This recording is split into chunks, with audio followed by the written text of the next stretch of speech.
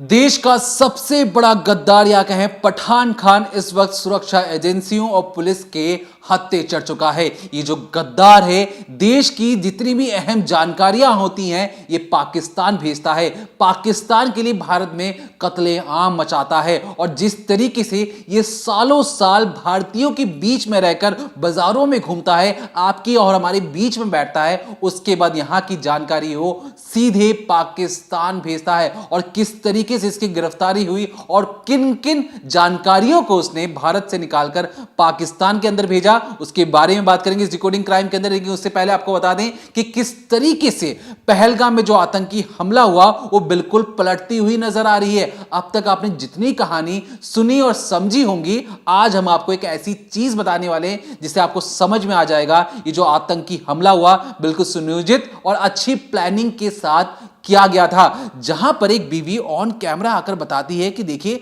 जो आतंकवादी जिन्होंने सबसे पहली गोली उन्हीं के पति पर चलाई थी, वो आतंकवादी जीन्स और टी शर्ट पहन के आया था। अब जीन्स और टी शर्ट में बंदूक छुपाना नामुमकिन सा है, लेकिन वहां पर कई लोकल पहले से मौजूद थे। बिना वहां पर लोकल्स की जानकारी के एक ऐसा शख्स, एक ऐसा लड़का जो जीन्स और टी शर्ट में AK-47 जैसी बड़ी राइफल लेकर उस जगह पहुंच जाए और किसी को कानो कान खबर ना हो, यह नामुमकिन लगता है। दूसरी जो चीज उन्होंने ये बताई कि देखिए उनका ऊपर जाने का मन नहीं था, लेकिन जितने भी घुड़सवार थे वो बार बार फोर्स कर रहे थे कि चलिए मैडम ऊपर चलते हैं, ऊपर अच्छी जगह है। बीवी के मन में डर तो था कि शायद कुछ अनहोनी हो, लेकिन उस डर को दबाते हुए उसने देखा कि तमाम लोग जा रहे हैं तो वो भी चले। लेकिन जब वो बैठ के सोचती हैं कि किस तरीके से उन्हें फोर्स किया गया ऊपर जाने के लिए, तो उनका शक और गहरा जाता है। तीसरी जो सबसे बड़ी और अजीब चीज, जिस तरीके से जब उनकी बीवी ऊपर पहुंचती हैं पहलगाम वाले उस मैदानी इलाके में, तो देखती हैं वहां पे पहले से बहुत ज्यादा भीड़ है, कई सारे लोकल्स वहां पे पहले से घूम रहे हैं, टूरिस्ट भी हैं। लेकिन जो सबसे अजीब बात उन्हें यह लगी कि एक चरवाहा एक भेड़ को लेकर उतने बड़े मैदान में सिर्फ घास चढ़वा रहा है अपनी एक भेड़ को। आप सोचिए उतनी बड़ी जमीन है, वहां पर कम से कम 20-25 भेड़ लेकर कोई पहुंचा होगा, एक भेड़ और उसको चढ़ाने वाला भी एक ही। मतलब कायदे से उनको शक हुआ कि शायद ये शख्स इतना एक भेड़ को लेकर यहां पे क्यों आया है। क्या है अंदर की कहानी, पहले बीवी की जुबानी सुनिए। We felt so safe in Kashmir. हमारा वो लास्ट डे था कश्मीर में। We felt so safe because हमें हर जगह इंडियन आर्मी दिख रही है और थोड़ी थोड़ी दूर 30-30 मीटर में दिख रहे हैं आर्मी के लोग। तो हम बहुत सेफ थे, हम बहुत बेफिक्र थे कि हम सेफ हैं यहाँ पे। तो हमें लोगों की बातों पे ना शंका नहीं हुई। अब वो बाद में when I am realising it now I know कि they were talking, they were saying, वो बोल रहे हैं हमसे कपल में चलिए, आपका कपल कौन है। द पर्सन आस्क्ड मी आपका कपल कौन है, आपके वो दोनों आपके मम्मी पापा हैं, वो अब साथ में। वो पूछता उसने प्रॉपरली हम लोगों से कि ये कपल साथ में चलिए आप लोग। तो क्या मतलब था, उन्हें पता था ना। Also the person who approached us was wearing normal jeans and T shirt. He can not hide AK-47 somewhere there. उसको वेपन सप्लाई किए गए हैं। शायद वहाँ पे जो लोग वो सूट बेच रहे थे, शॉल बेच रहे थे, शायद उन्होंने सप्लाई किए होंगे। एक बंदा वहाँ पे अकेला भेड़ चढ़ा रहा था, पूरे इतनी बड़ी फील्ड में अकेला भेड़। कोई सेंस है इस बात का? Now I think I recall all these things. अभी मुझे नहीं पता वो है भी कि नहीं है, संदिग्ध है भी कि नहीं, I don't know, but I just know कि वो अकेला बंदा था। क्यों था वो वहाँ पे? And he was wearing that, वो कश्मीरी वो नहीं पूरा होता है जिसमें अंदर भी कुछ छुपा होगा तो आप नहीं बता सकते। उनको वेपन सर इन्हीं ने पहुँचाए हैं क्योंकि उनके पास नहीं आए हैं खुद से। और कुछ अनयूजुअल आपने नोटिस किया जो आप लोग को ऊपर लेके जा रहे थे अपने यही बातें हैं सर, उनकी यही बात है कि आप कपल साथ में चलिए। शुभम ने पूछा था बिकॉज ना शुभम ऐसी जगह जाता ही नहीं था जहाँ नेटवर्क नहीं हो। हम इसके पहले बाली गए हैं, हम मसूरी गए हैं, तो वो हर जगह पे ऐसी ही जगह जाता था जहाँ नेटवर्क होता था। तो शुभम ने उस बंदे से पूछा था कि भैया ऊपर नेटवर्क है, तो हाँ भैया फुल नेटवर्क है ऊपर। बोल देता नहीं है नेटवर्क तो शुभम जाता ही नहीं, वो नहीं जाता, हम नहीं जाते। तो उनको तो ले जाना था ना। इसके अलावा हम 11 लोग थे सर, हम 11 के 11 ऊपर जा रहे थे। तो उसमें से मेरी सिस्टर इन लॉ जो है ना, उनको घोड़े से डर लग रहा था। तो उन्होंने बोला कि नहीं, इसमें 2 पॉइंट्स हैं, 1 पॉइंट है, 2 पॉइंट है, फिर वो वैली आती है। तो पहले पॉइंट पे ही दीदी ने कहा कि मेरे को डर लग रहा है, तो उनके साथ जो कुछ और हमारे फैमिली मेम्बर्स थे दे वर ऑल्सो स्केर्ड, तो उन्होंने बोला हमें भी डर लग रहा है, हम भी वापस जाएंगे। तो घोड़े वाले उन्हें फोर्स कर रहे हैं कि नहीं आप चलिए ऊपर, बहुत सुंदर है ये वो। 10 मिनट उन्होंने इस बारे में सिर्फ बहस की है, जबकि मेरे फादर इन लॉ उनसे परमानेंट कह रहे थे कि अरे पैसे पूरे लो तुम, मुझे कोई दिक्कत नहीं है, पैसे पूरे लो, लेकिन हम ऊपर नहीं जाएंगे। ये कह रहे पैसे की कोई बात नहीं, आप चलिए ऊपर।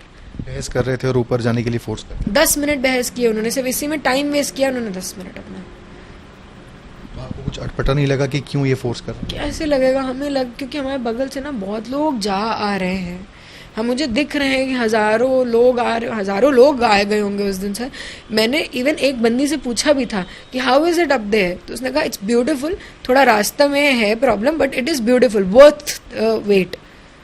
तो हमें अनयूजुअल नहीं लगा, हमें लगा वो भी यही सोच रहे होंगे इट्स वर्थ गोइंग देयर, तो जाना चाहिए। नाउ आई रियलाइज कि वो इशारे थे, क्या थे। तो ये कानपुर के रहने वाले शुभम की पत्नी ऐशना है, जो ऑन कैमरा एक एक करके सारे राज खोल रही हैं। और इनका साफ तौर पे कहना है कि जब ये पहलगाम गई तब इन्होंने हर 30 मीटर पर, यानी जब ये कश्मीर पहुंचती हैं घूमने के लिए, तो हर 30 मीटर की दूरी पर इन्हें सेना के जवान तैनात मिले, इन्हें पूरी सिक्योरिटी मिली, जिसे देखकर इन्हें लगा कि यहाँ पर आना तो बेहद सुरक्षित है।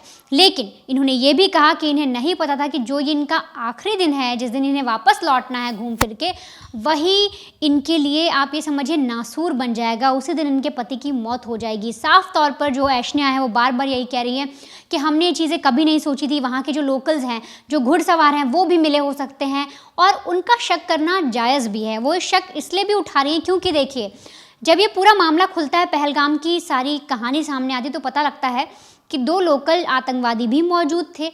इसके बाद और जब खंगाला जाता है तो सेना लिस्ट जारी करती है 14 और लोकल कश्मीरी लड़कों की, जो आतंकवादियों से मिले हुए थे, जिन्होंने मैप तैयार करके दिया, लॉजिस्टिक तैयार करके दिया, हथियार दिए, बहुत सारी चीज़ें उन्होंने दी। जो जैश ए मोहम्मद, लश्कर ए तैयबा से वो गद्दार मिले हुए हैं। तो ऐसे में ऐशनिया का जो सवाल उठाना है वो बिल्कुल बनता है। जैसे वो सवाल उठा रही हैं कि वहाँ के लोकल्स मिले हुए हैं, तो वो इसी आधार पर कह रही हैं, क्योंकि जब जांच हुई तब 14 गद्दारों के नाम सामने आए। पता लगा कि ये वही लोग थे जिन्होंने उन आतंकवादियों की मदद की। किसी ने अपने घर में पनाह दी आतंकवादियों को, किसी ने रेकी करके बताया, किसी ने ये बताया कि देखिए इस तारीख को अगर आप आएंगे तो ज़्यादा आपको लोग मिलेंगे, टूरिस्ट मिलेंगे। किसी ने रोड मैप तैयार करके दे दिया कि आपको किस किस रास्ते से आना है, किस किस जंगल से भागना है, और किसी ने हथियार सप्लाई कर दिए। ये सारे वही लड़के हैं जो कश्मीर में रहते हैं, हिंदुस्तान में रहते हैं, इनका परिवार हिंदुस्तान में रहता है, लेकिन ये तरफदारी किसकी करते हैं, ये हिमाकत किसकी करते हैं, या यूँ समझिए सैल्यूट किसको करते हैं, तो पाकिस्तान को। ये पाकिस्तान से ट्रेनिंग लेकर आते हैं और फिर यहाँ पर इस तरह से इन वारदातों को अंजाम देते हैं। तो ऐसे में एक पत्नी का सवाल उठाना उन लोकल्स पर बेहद जायज़ है। वो बार बार यही कह रही हैं कि उनकी भी जाँच होनी चाहिए, पता लगाना चाहिए कि आखिर वो साफ तौर पर कह रही हैं कि उन्हें शक नहीं है, वो किसी पर आरोप नहीं मढ़ रही, पर उन्होंने जब देखा कि एक ही शख्स, एक छोटा सा लड़का है, वो भेड़ चरा रहा है, तो उन्हें थोड़ा सा अजीब लगा उनकी आंखों को कि यार यहाँ घूमने की जगह है, यहाँ पर भेड़ चराने क्या है। लेकिन अब उन्हें समझ में आ रहा है कि ये बहुत बड़ी साजिश थी। अब गद्दारों की बात हो रही है, तो जैसे दीपक ने सबसे पहले एक तस्वीर आपको दिखाई है पठान खान की, तो ज़रा इसके बारे में समझ लीजिए। जो भारत के गद्दार हैं ना, वो सिर्फ कश्मीर में नहीं, और उनका जो कनेक्शन है वो सिर्फ पहलगाम से नहीं है, बल्कि कहीं ना कहीं कोने कोने में मौजूद है, और उनको ढूंढना बहुत ज़रूरी है। ये कल भी हमने आपसे कहा था कि दुश्मनों को ख़त्म करने से पहले अपने घर के गद्दारों को ढूंढना बहुत ज़रूरी है, क्योंकि आपकी नींव को ना वही हिला सकते हैं, वही सामने वाले को, यानी आपके दुश्मनों को आपकी जानकारी दे सकते हैं। दरअसल ये जो पठान खान है, 40 साल इसकी उम्र है, रहने वाला हिंदुस्तान का है, राजस्थान में रहता है। लेकिन साल 2013 में जब ये अपने रिश्तेदार के घर जाता है, और वहाँ क्योंकि पाकिस्तान में इसके रिश्तेदार थे तो उनके घर जाता है, तो वहाँ पर इसकी मुलाकात हो जाती है कुछ ऐसे लोगों से जो इसे ISI तक ले जाते हैं, और फिर ISI इसे पैसों का लालच देता है। ये कहता है तुम्हारे परिवार को हम एकदम सही दिशा में ले आएंगे, तुम्हें मालामाल कर देंगे, तुम्हें बस छोटा सा काम करना होगा। अब इससे ऐसा क्यों करवाया जाता है, तो दरअसल जैसलमेर में जो नहरी इलाका है, जो बॉर्डर पड़ता है, वहाँ पर इसके बहुत बड़े खेत हैं, और खेत होने के नाते वहाँ पर जो सिक्योरिटी फोर्सेस मौजूद रहती हैं, जो BSF के जवान मौजूद रहते हैं, उससे इनकी थोड़ी इसकी जान पहचान भी हो जाती है, क्योंकि वो लोग खड़े रहते हैं और इसका खेत भी है, वो बॉर्डर से लगता हुआ है, फेंसिंग हो रखी है। तो ऐसे में जब ये सारी जानकारी पाकिस्तान को पता लगती है और जब उन्हें जो जानकारी निकलवानी थी तो वो पठान खान से कांटेक्ट करते हैं और जब उन्हें सबसे अच्छा मौका मिलता है साल 2013 में, जब ये अपने रिश्तेदारों से मिलने जाता है और फिर इसके साथ डील की जाती है, इसे बताया जाता है कि देखो हम तुम्हें समझाएंगे तुम्हें कैसे कैसे काम करना है, तुम्हें बस भारत के साथ गद्दारी करनी है, हम मुंह मांगा इनाम देंगे। और ये मान भी जाता है, जो पठान खान है ये सारी बातें मानता है, ये वापस हिंदुस्तान आता है, ये चीज़ें पता करता है कि इसे क्या क्या चीज़ें निकाल सकता है, लोगों से दोस्ती करता है और ज़्यादा बीएसएफ जवानों से दोस्ती करता है। उसके बाद 2019 में फिर से पाकिस्तान जाता है, वहाँ पर भारत की सिम लेकर जाता है और वो ले जाकर आईएसआई के एजेंट जो होते हैं उन्हें देता है ताकि वो लोग कांटेक्ट कर सकें, कुछ भी अगर भारत के खिलाफ करना हो तो वो कर सकें। और फिर आने के बाद लगातार जो खुफिया जानकारी थी, जो कुछ सीक्रेट्स थे जो इसे बीएसएफ जवानों के द्वारा पता लगे या वहाँ रहकर पता लगे या कुछ भी इसे जो छोटी मोटी चीज़ें पता लगती, वो सारे इनपुट ये पाकिस्तान को मुहैया कराता था। तो आप देखिए, हमने आपको जो 14 गद्दार बताए थे, जो जिसमें आदिल का नाम था और भी ऐसे बहुत से लड़के थे, फैज़ल था और अहमद था, ऐसे बहुत सारे लड़के थे जो कश्मीर में रहकर आतंकवादियों का साथ दे रहे थे, आतंकवादी संगठनों से मिले थे। और ये शख्स राजस्थान के जैसलमेर में रहता है और ये आईएसआई से मिल जाता है और उनकी मदद करने लगता है। तो ये जितने भी लोग हैं ये हिंदुस्तान के गद्दार हैं और इनसे आप ये समझिए इन्हें पकड़ना बहुत ज़रूरी है। सुरक्षा एजेंसियों को इनकी जांच करना, इनको बारीकी से निकालना बहुत ज़रूरी है कि ये कहाँ कहाँ छुपे बैठे हैं। ये हमारे हिंदुस्तान के लिए बहुत ज़रूरी है कि जल्द से जल्द इन ऐसे गद्दारों का पता लगाया जाए।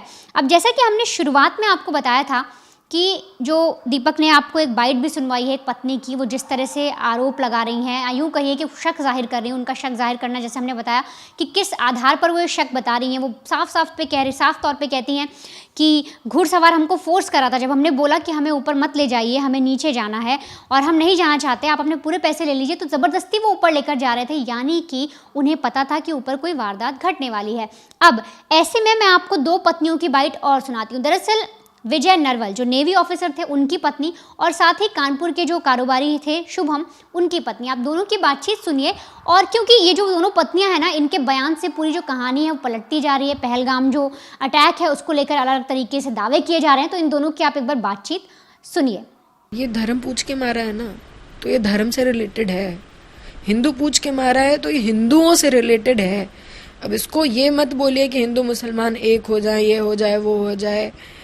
ऑल्दो मैं इन सब के बीच में नहीं पढ़ना चाहती, but it is a reality, it is a reality, it's a big slap on our faces कि तुम जो हिंदू मुसलमान एक हैं, हिंदू मुसलमान एक है करते रहते थे, ख़त्म कर दिया। वो हिंदू पूछ के मारा है, मुसलमानों को अलग कर दिया। सेफली मुसलमान अपने घर पहुंच पाया है। हम मुसलमान होते हम भी बच जाते, हम भी घर में बैठे होते। इट इज़ हिंदू मुसलमान।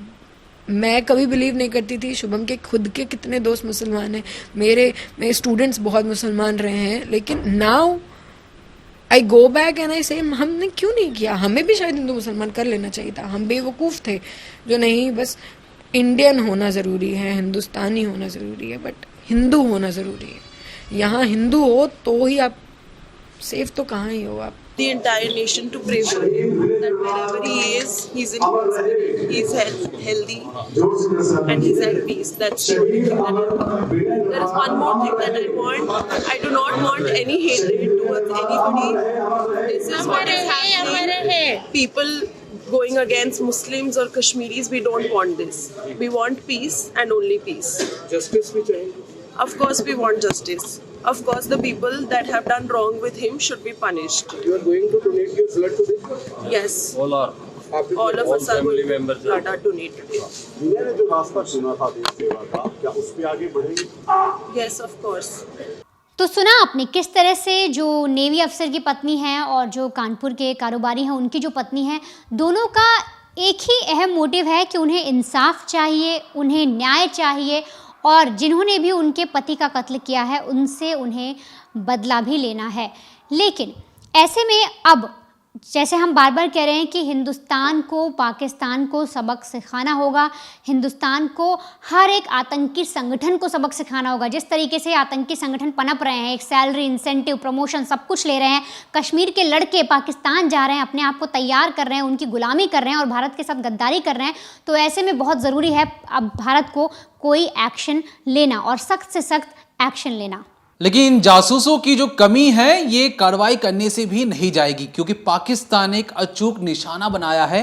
उन्होंने मर्दों के अलावा, जो उनके नाकाबिल मर्द हैं, उनके अलावा उन्होंने हायरिंग करना शुरू कर दिया है लड़कियों को, खूबसूरत लड़कियों को जो कॉलेज में पढ़ाई करती हैं और जो बेहद गरीब हों, उनको बाकायदा ट्रेनिंग दी जाती है कि किस तरीके से आपको भारतीय सुरक्षा एजेंसियों के मर्दों को जाल में फंसाना है। इन लड़कियों को ट्रेनिंग दी जाती है कि वीडियो कॉल में आपको किस तरीके से भारतीय मर्दों के सामने अपने कपड़े उतरवाने हैं और वहां पर उनसे मीठी मीठी बातें कर कर उनसे मोटा पैसा या कहें मोटी जानकारी वसूलनी है। ये बाकायदा अपने घर में पूजा पाठ करती हुई नजर आएंगी। बाकायदा ये जो मुस्लिम लड़कियां होती हैं, इनकी दीवारों पर आपको नजर आएगा कि हिंदू देवी देवता हैं, ये पूजा पाठ करती हैं। आपने आपको इंडियन आर्मी में मेडिकल ऑफिसर्स दिखाती हैं और बाकायदा कपड़े उतरवाकर वीडियो कॉल में उन लड़कों को या उन फौजियों से ब्लैकमेल करना शुरू कर देती हैं और कहती हैं कि देखो, हम तो पाकिस्तानी एजेंट हैं, जब तुम मुझसे वीडियो कॉल पर बातचीत कर रहे थे, हमने वो वीडियो जो था वो रिकॉर्ड कर लिया है। तुम्हारे कमांडर को, तुम्हारी बीवी को, तुम्हारे माँ बाप को, हर किसी को ये वीडियो भेजकर बताएंगे कि किस तरीके से तुम एक लड़की से इतनी गंदी तरीके से बातचीत कर रहे हो। तब सोचो तुम्हारे साथ क्या होगा। जो दूसरी साइड के जो शख्स होते हैं वो घबरा जाते हैं और वो लड़कियां तब कहती हैं कि देखो, ये सारी जानकारी बाहर नहीं जाएगी, उसके बदौलत हमें चाहिए इंफॉर्मेशन, एक ऐसी इंफॉर्मेशन जो देश की सुरक्षा को ताक पर रखे। और इसलिए इन लड़कियों को जबरदस्ती हायर करवाया जाता है, जबरदस्ती जासूस बनाया जाता है। और जासूस भी कोई ऐसा तुरम खाव वाला नहीं, कपड़े उतार देती हैं भारतीय मर्दों के सामने, इस तरीके से इन्हें ट्रेनिंग दी जाती है। लेकिन फिलहाल जल्दी हमारी जो भारत सरकार है, भारतीय सेना कुछ कठोर एक्शन लेने वाली है और जिस तरीके से जो तैयारियां शुरू हो चुकी हैं, वो पाकिस्तानी खेमे में डर का माहौल पैदा भी कर रही हैं। तो फिलहाल इस पूरे मामले में जो भी नई जानकारी होगी हम कोशिश करेंगे आप तक पहुंचाने के लिए। तब तक देखते रहिए क्राइम तक।